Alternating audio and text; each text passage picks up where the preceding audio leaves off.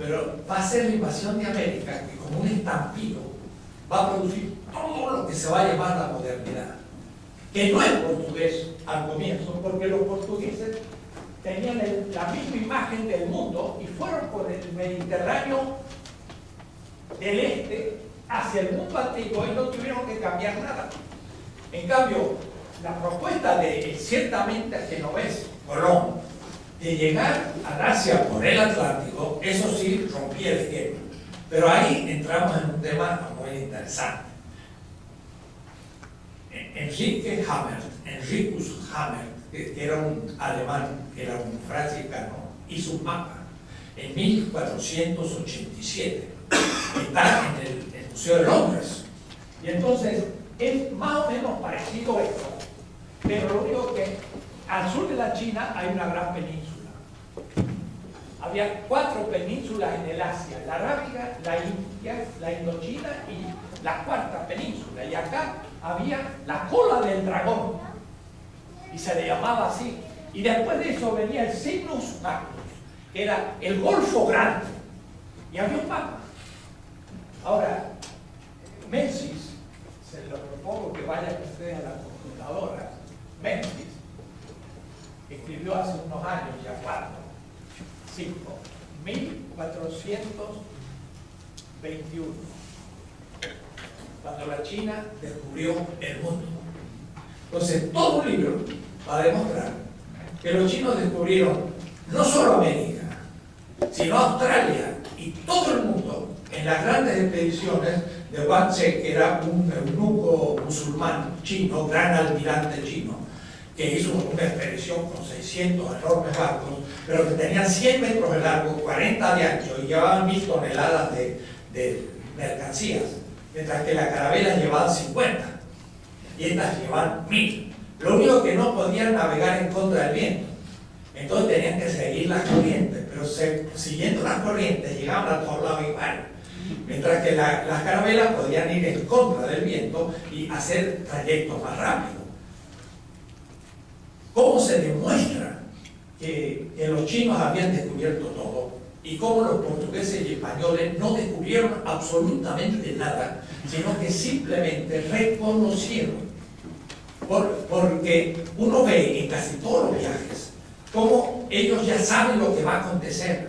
Colón sigue el viaje y cuando la gente, los marineros ya estaban cansados y le querían hacer, él miente para hacer que están más cerca de España, pero él tiene conciencia, cuando uno lee, de que él sabe dónde está yendo. Él tenía un mapa de capitán Pinzón, de Hammer según se piensa, pero mucho más fuerte. Lo conclusivo, en el 1507, y esta fecha sí es completamente sabida, Waldseemüller, que era un sacerdote alemán, pero que su hobby era la cartografía, hizo un mapa. Y ese mapa se conserva hoy, se puede ver en cualquier lado. Miren que notable. Pone la 4ª península y después dibuja en ese mapa América.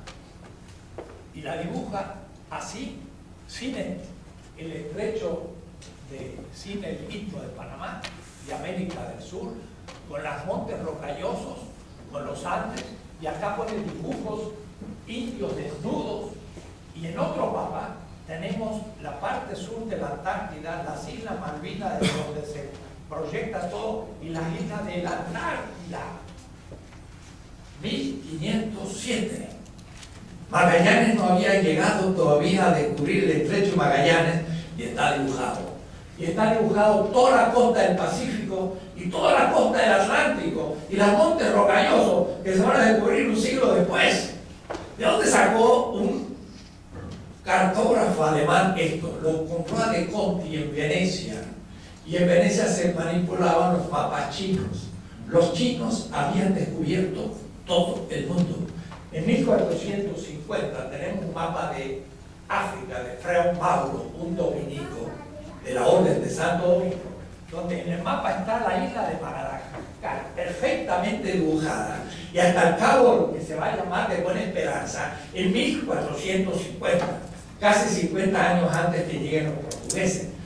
Los chinos conocían toda la Tierra al comienzo del siglo XV y tenían un dominio de los océanos completo. Más. El segundo libro de Menzies se llama 1434, cuando los chinos comienzan el Renacimiento. Según Menzies, hubo un legado chino al papa Eugenio IV en Florencia, y entonces le regalaron cantidad de cosas, pero entre ellos muchos libros de una enorme enciclopedia china impresa en el 1313.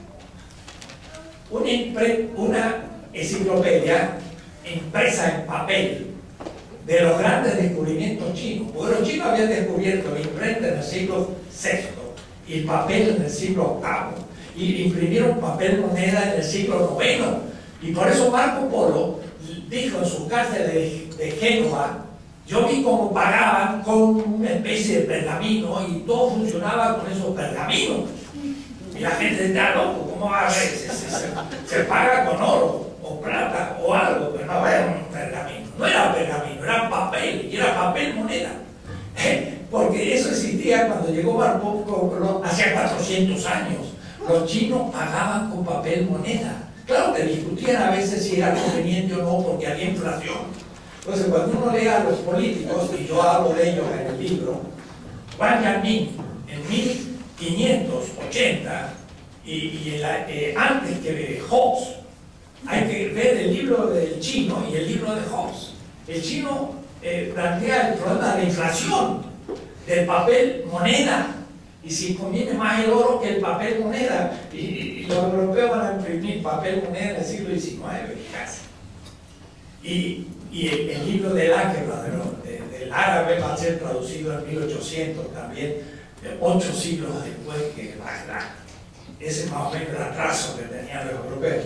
Y Durbin, el gran filósofo norteamericano, cuando habla de Cosmópolis, dice: en 1438 Gutenberg descubre la imprenta, justo 4 años después de que apareció esos libros chinos en la mano de la gente de Roma, entre los que estaba el Cusano y Torricelli y todos los que van a inspirar a Colón, porque Colón se está escribiendo con los italianos, y entonces le habla de que hay islas en el mar océano, y ya toda la cuestión china estaba planteada. Por eso Colón no fue a la loca, sino que realmente estaba sabiendo lo que pasaba y había disputa.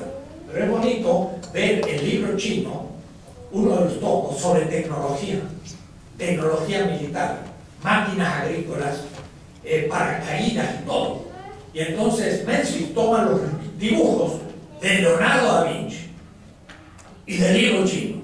¿Y sabe lo que hizo Leonardo? Lo copió, que era un gran dibujante, no le copió nada. Nada. Todo es de inspiración china. Es fantástico. O decir, lo dejo. Porque, ¿qué había pasado?